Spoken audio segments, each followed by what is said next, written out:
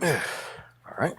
Welcome back to the channel, guys. I'm Jesse with Kinetics High Performance, and today I'm going to talk about Dr. Mike Israetel. Okay, not really.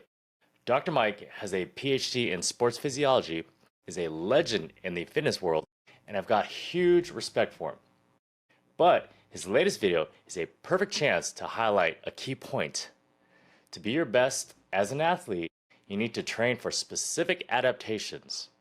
So, let's get into it.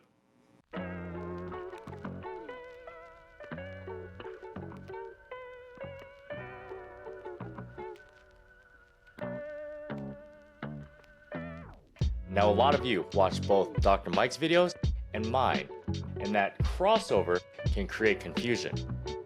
Here's the deal. If you train for hypertrophy to get jacked like Dr. Mike, you'll build muscle, but your athleticism may take a hit. Conversely, training for sport performance won't always make you as big. Good programming is about matching your training to your goals. Now, hypertrophy is straightforward. Research shows you can build muscle with 3 to 30 reps as long as you're within 1 to 2 reps of failure and equate total volume. Lower reps lean towards strength gains, while higher reps boost endurance alongside size.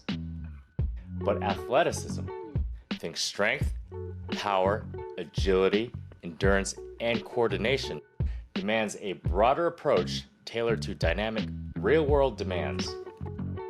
Here's a breakdown of 6 key qualities that sport and tactical athletes need, why they matter, and example exercises to develop them.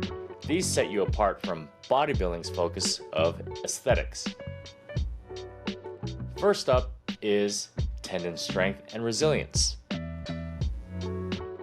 Tendons connect muscles to bones and act like springs, storing and releasing energy during high-impact moves like sprinting or jumping. For sport athletes like baseball, basketball, or football, and tactical athletes like soldiers, firefighters, and police officers, strong, resilient tendons boost performance while handling repetitive stress to help lower injury risk. Bodybuilding's controlled lifts build some tendon strength, but don't emphasize the explosive, repetitive loading athletes need.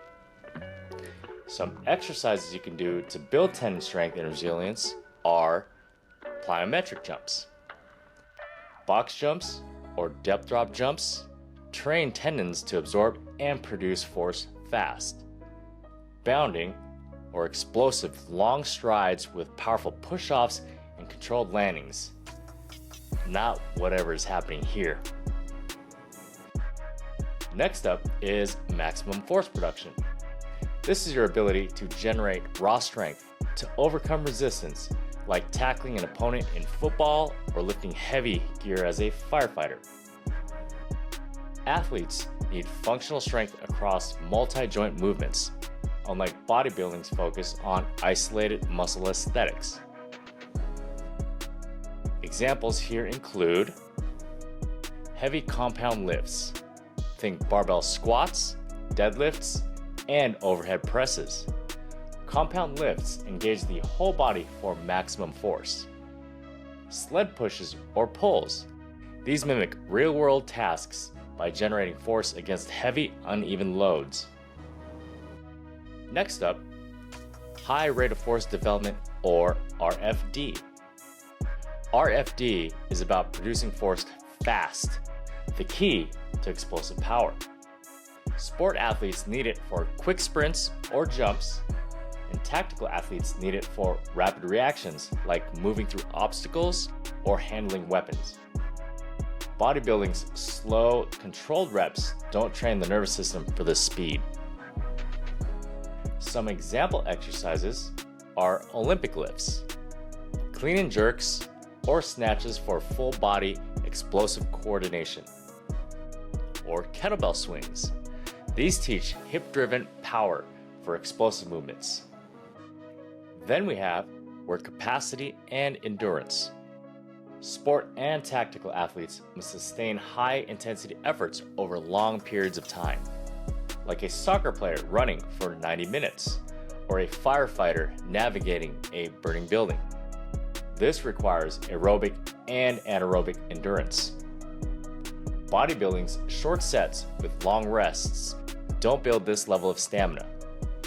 If you want to train work capacity and endurance, you could try interval training.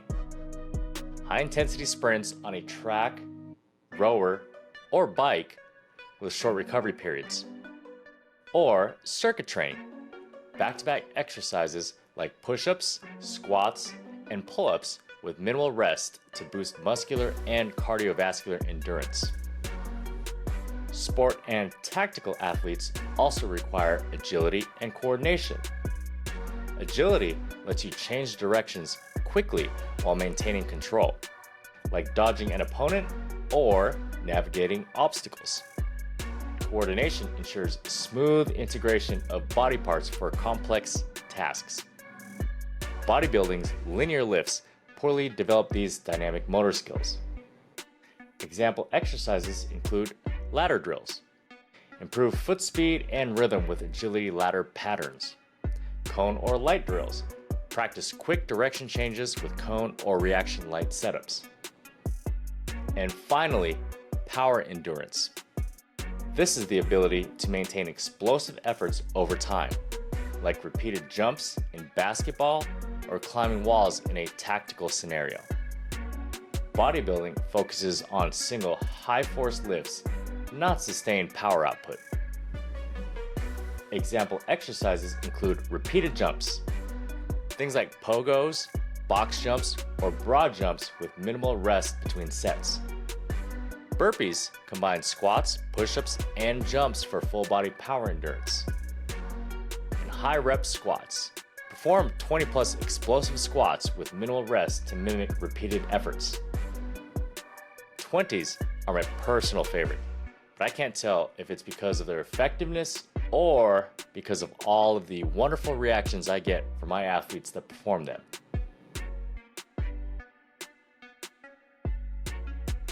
So, while Dr. Mike's advice is great for building muscle, and he's clear that that's his focus, it's not designed for athletes. The takeaway: your training must match your goals.